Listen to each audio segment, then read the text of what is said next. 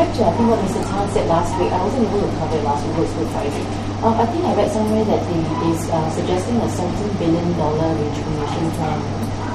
How do you think it's going to be funded? Well, it's a $60 billion.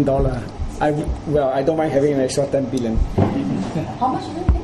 $60 billion. 60. And I suggested two ways. It can be financed in two ways. One is that it can come from our reserves. We have plenty of reserves, hundreds of billions of dollars. Of course, we do not know the exact figure because this is not being disclosed. But I'm sure we have upwards of several $100 billion. Then the other way is to finance out of Temasek. Temasek, at the end of the last financial year, I think, it was in my report, it had a net asset value of $181 billion. So my $60 billion is only 1/3 of it.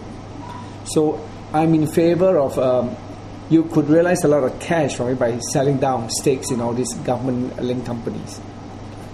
Lots of we don't need to earn more than 50% to be in charge. In fact, frankly speaking, I would prefer them to divest all over time. And $60 billion is only 1/3 of it. So there is a lot of scope for getting money out of Temasek, divesting its stakes in GLCs. So would then divesting their stakes, add to the data and you learn that some of the industry success to national security rates of defense? Some of them may be, but not all. So I think even in the case of telecom, it's been done all over the world that you don't need to, even you can protect your strategic interest by having a golden share. You don't need to own it. You have an overriding control with a golden share.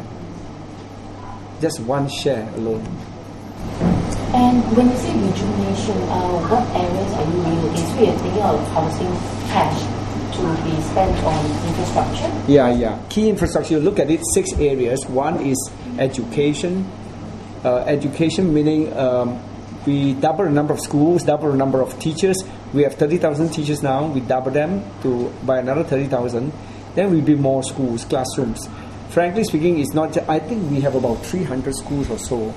You could double, but I don't think you need to double all of them because some schools are single session, some are double session. You could double them up rather than have a single session. I find always when I go and visit my children in school, the whole school is so empty half the day, and it's such a waste.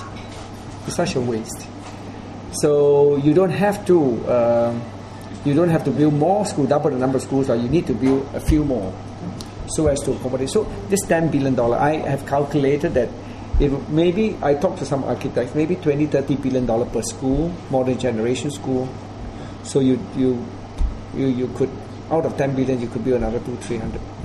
That's a number of schools. All right, folks, let me just very quickly turn your attention. Sorry, about hospitals, but it's a bit of, I don't know whether you want to listen to more. It's in the report. Hospitals is number of beds, number of hospitals. Right now we have 8,000 beds. I'm in favor of doubling them by another 8,000 beds, 8,500 beds, which means to say about maybe, you can have more hospitals than there are here. And then you can, Mr. Kobun once said that the whole idea is that no hospitals will be more than half an hour away by accessing. I think through my plan, I think I can bring it down to 15 minutes. There you go. So within 15 minutes, you can reach a hospital. And I also think that some polyclinics don't have enough facilities. I live in Katong area. I go to Marine Parade Polyclinic. I think if you want to have some of the tests done, you have to go to Aljunied, the Geylang West or Geylang East Polyclinic, or to have certain tests done. So you have to go there. I mean, there is enough scope. We have enough money to increase the facilities of polyclinic as well. So how does this $60 billion rejuvenation plan support the manifesto? Is your manifesto? Well, the manifesto says reduce the class size. That will effectively, part of it, 10 billion of it will go to reducing the class size. So what you talked about today, is it also in the manifesto of that? No, not everything, not everything. You must understand that I did the paper independently of SDP. I joined them only a few weeks ago. I mean, effectively, but we have been in discussion. I look at the paper. It's about you. When they launch it, I went to see it. You know, it was at the Holland-Bukit. Yes. So when they launched it, I went to see it. I read through it. I think a lot of them make sense, and they were consistent with my proposals as well. Which figure for the number or amount of what Mr. Tan's ideas are elaborated in this paper are in your manifesto? No, what Tan said just a little while ago, he actually did this very much independent. Well, you look at it, they promote SMEs, Singapore companies, rather than MNCs. My proposal, I don't want to get rid of MNCs, that's not the whole idea, but 10 billion of the $60 billion will be going to promote creative industries. I think these are industries of the future where your young population, educated population can find traction, do well and excel. People, the kind of industry services like you, advertising, publishing and all that. These are industries of the future, creative industries. Facebook started small, humble background. So was Google and all that. And I hope to find, and I'm quite prepared to put aside $10 billion to promote, to give $1 million each to one or two young people from just fresh graduates. Let them experiment with whatever creative industries they are, and let them come up with a new generation of Facebook, new generation of Google. Then I'm quite prepared, or Baidu, that to put that kind of money on our young people rather than go spend money on other things like productivity drive and all that. For 30 years, we have been doing productivity drive. What have we achieved since the 1980s? We are still stuck to low productivity. Money is better do creating new industries, creative industries for the young people. Young people, PMETs, people like yourself, you want to start your new industry, let the government give you $1 million each. And you do it over the next few years.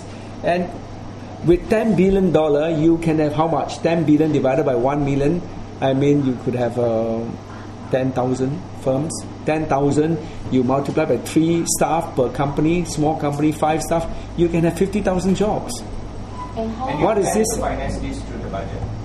Well, the 60 billion from whether our reserves or our Temasek. I mean, what is this 35,000 casino jobs? It's peanuts, compared to not only 30,000 teachers and also nurses, doctors and all that, plus creative industries. $10 billion to our people, to our young people, to start the new generation of Facebook, Googles and all that. But wouldn't the critics say that could be actually more of a radical idea? Well, we should try something new with our people and using our own people rather than losing them in overseas investments. $10 billion to build the young for the industries of the future is much better than losing them in Citibank, in whatever. So you think that's feasible? Yes, it's definitely feasible. But wouldn't it be better spent by giving it to the poor? Well, I mean, you're suggesting giving $1 million to a young... We have more... No, these are promoting industries, all right? Under your IE current spring program, you are also giving money out to the young. So I want to supplement it. I want to be more aggressive in helping our young people because time moves on. The future moves on very fast with globalization. We should not miss out on new Facebook, new Googles, everything. I think our people can do it. Give them a chance. Give them money to move on. But, this issue about taking money from the reserves, that has also been brought up by the PAP because it is, I think, for Workers' Party, saying how can you fund this, how can you rate the reserves? So what would your response to be that kind of type of reserves are our savings. They don't come from nowhere. They are our hard-earned savings. And they do not belong to the PAP alone. They belong to the people of Singapore. But the PAP's argument is that they need to save it for a rainy day if something catastrophic happens to... Well, I'm not saying that we take every single dollar from the reserves. We have. I think the official figure, I don't know, 200-300 billion, but obviously it's much more than that.